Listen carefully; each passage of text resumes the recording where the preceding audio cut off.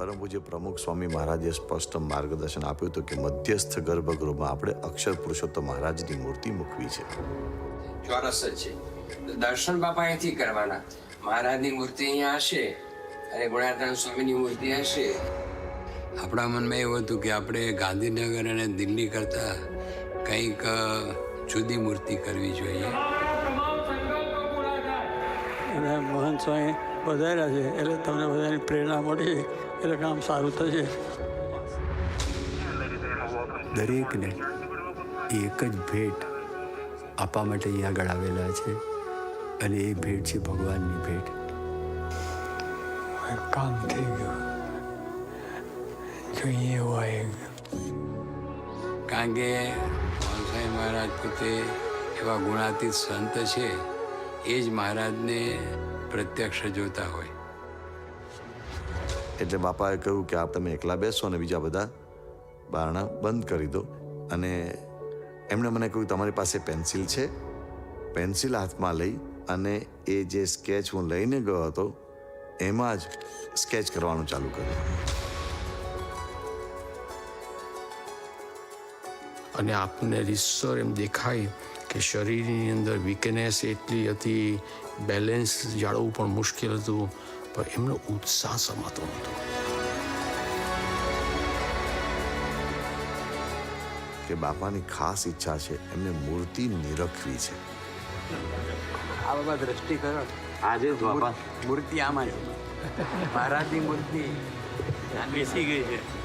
કિશોર અવસ્થા હોય એવી મૂર્તિ આપણે રોબિન્સન માટે બનાવી. મહારાજનું મુખ સેજ ડાબી બાજુ ઢળેલું હોવું જોઈએ. જેવા મહારાજ અક્ષરધામમાં છે એવા જ મહારાજ અહીંયા થવા જોઈએ. આપ કૃપા કરજો, આપણે જે પ્રમાણે જોઈએ તે પ્રમાણે થાય.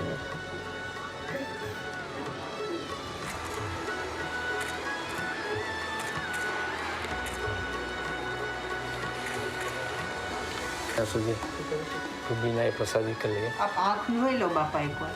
બાપા આનું છે આ કલરમાં. સ્વામી મહારાજની જય.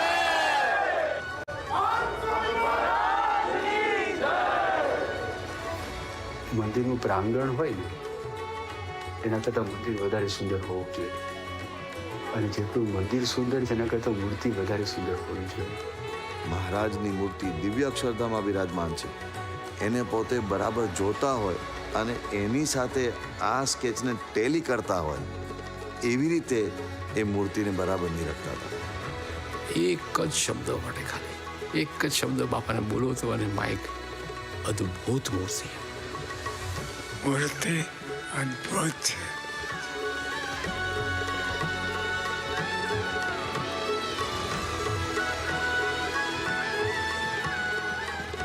કેમ બાપા આપ જ મહારાજની મૂર્તિ બનાવી શકો? ભગવાનનું કામ છે.